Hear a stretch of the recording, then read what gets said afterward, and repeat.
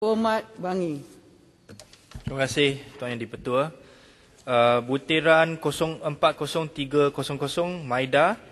Saya nak tanya Menteri, pada masa Pakatan Harapan jadi kerajaan, NCI 1 dan NCI 2 telah ditubuhkan, di mana NCI 1 dipengerusi oleh Menteri Kewangan dan juga Menteri MITI bersama, dan NCI 2 dipengerusi oleh KSP dan juga pengerusi Maida bersama. Tujuan untuk menubuhkan NCI 1 dan 2 ini adalah untuk mempercepatkan pelulusan pelaburan seperti yang dikatakan oleh Langkawi tadi.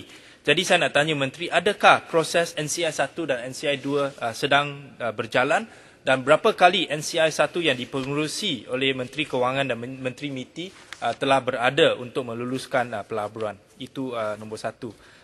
Butiran kedua ialah 050600 Invest KL.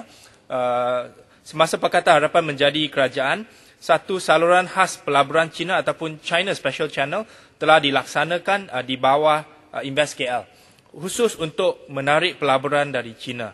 Apakah status China Special Channel ini, dan adakah ia dibatalkan ataupun dipindahkan ke agensi yang lain? Butiran seterusnya ialah 060100 Persidangan APEC 2020. Untuk makluman Dewan Yang Mulia ini, peruntukan asal untuk APEC pada tahun bajet 2020 adalah 300 juta ringgit. Jadi saya rasa apabila persidangan APEC ini dijalankan secara maya, ada banyak penjimatan kos, termasuk kos pengangkutan boleh dikurangkan, kos keselamatan boleh dikurangkan dan sebagainya. Jadi saya nak tanya Menteri, soalannya pertama ialah berapa banyak penjimatan perbelanjaan APEC 2020 telah didapati? Ini boleh dijadikan sebagai satu anggaran lah.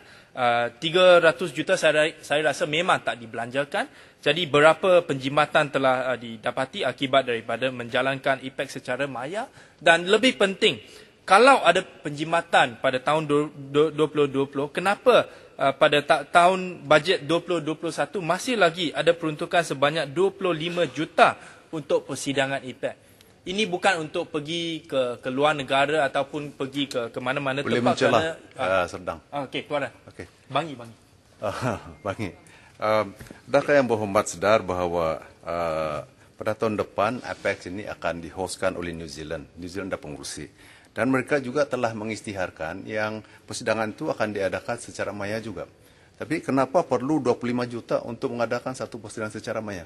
Dan adakah juga yang berhormat Bangi bersetuju kita harus berhemah untuk membelanjakan duit, di mana peruntukan pada tahun ini paling besar dalam sejarah, dan adakah sepatutnya duit ini disalurkan tempat yang lebih bermanfaat?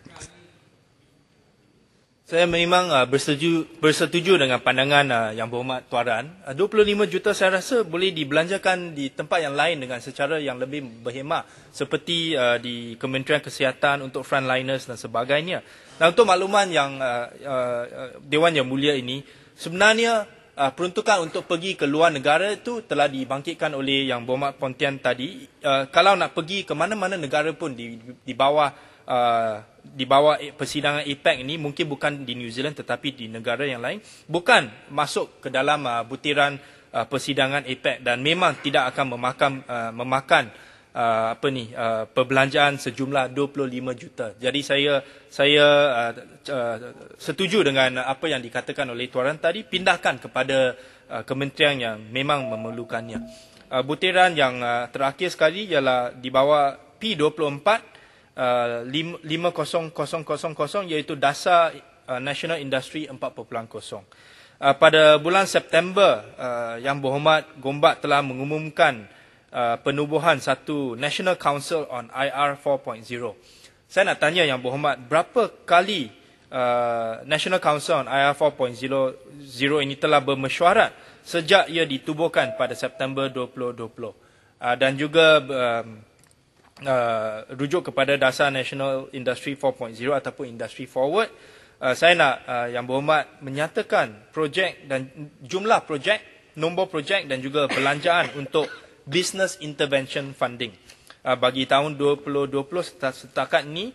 Ini adalah satu langkah yang penting kerana ia akan meneruskan policy industry forward untuk SME selepas readiness assessment dibuat oleh untuk pihak SME. Itu saja, terima kasih Yang di-Pertua.